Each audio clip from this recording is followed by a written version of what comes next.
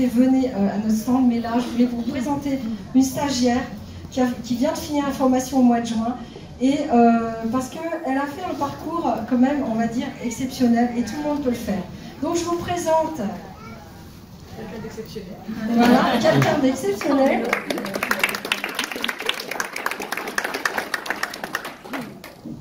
Bonjour, donc je m'appelle Estelle. À la base, j'étais infirmière dans un hôpital public de nuit, déléguée syndicale de jour. Donc j'avais quand même des problèmes de dépendance au travail. Au bout d'un moment, je me suis écroulée. J'ai été au salon plusieurs années de suite et l'année dernière, je me suis arrêtée au stand d'Adios et elle m'a expliqué ce qu'elle faisait et le fait qu'elle dise que la dépendance, déjà, c'est plus une maladie, c'est un trouble du comportement.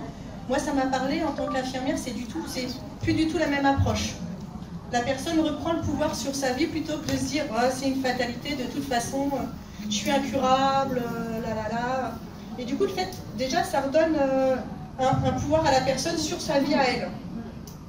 Et d'expliquer après qu'on tombe dans la dépendance, pas parce qu'on se lève un matin, comme se dire tous les matins quand j'avais mes enfants, je me suis dit putain, qu'est-ce que je vais faire à manger ce soir? Ah, je vais faire des pâtes. Les gens ils se lèvent pas le matin en se disant tiens, qu'est-ce que je vais faire ce soir? Je vais être alcoolique.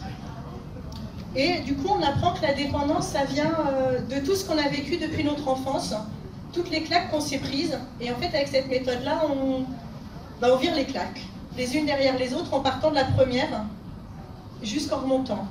Et grâce à ça, en fait, c'est que moi j'ai un nouveau poste dans mon établissement qui est dans les Yvelines. Je m'occupe que des personnels, donc je vous rassure, tous les personnels hospitaliers ne sont pas dépendants.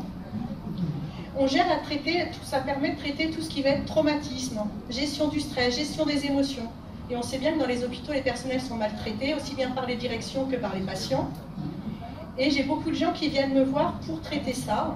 Et c'est assez impressionnant. Du coup, ils vont tous me faire un petit témoignage pour que le projet soit porté par la direction. Parce que les directeurs, ils ont toujours un petit peu de mal à se dire, bah non, surtout dans les hôpitaux, quoi, c'est un petit peu de la magie.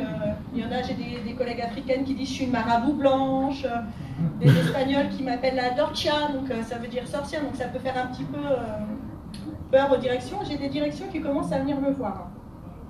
Et j'ai aussi un médecin qui m'a envoyé son interne. Donc ça commence à s'ouvrir. Et du coup, maintenant, je ne fais que ça dans mon établissement. Donc c'est pour dire qu'on ne peut pas traiter, on peut traiter autre chose que les addictions. On peut vraiment tout traiter à partir du moment où la personne est demandeuse. Et ce qui est bien avec ça, c'est que pour les gens qui ont du mal à avoir du contact physique, il n'y a pas de contact avec la personne physique. Pour moi, c'était fini de torturer les gens. Bonjour, je suis infirmière, je vais me faire un petit cul. Maintenant, c'est bonjour, je suis thérapeute, je vais te faire pleurer, mais quand tu vas sortir, tu vas être super content d'avoir pleuré, quoi. Et j'étais dans le sadique, maintenant je suis plus avec les masons.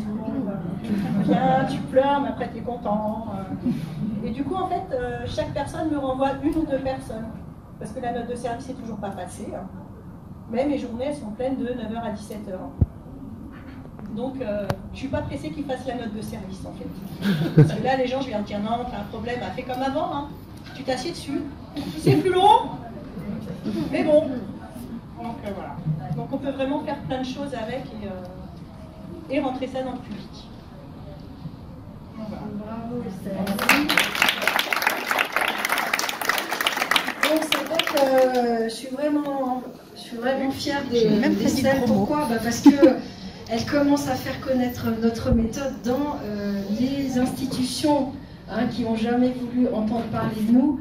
Eh bien, ça commence à se faire. Et c'est pas la seule, il y en a plein d'autres aussi qui commencent. J'ai eu une femme de pompier qui commençait aussi à travailler avec des pompiers qui sont en souffrance psychologique.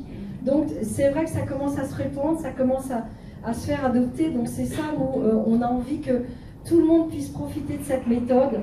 Et parce que, vous voyez, on peut tout faire en fait, c'est ça, c'est pas juste les dépendances. Quand on sait travailler avec les personnes dépendantes, on peut travailler avec tout type de personnes.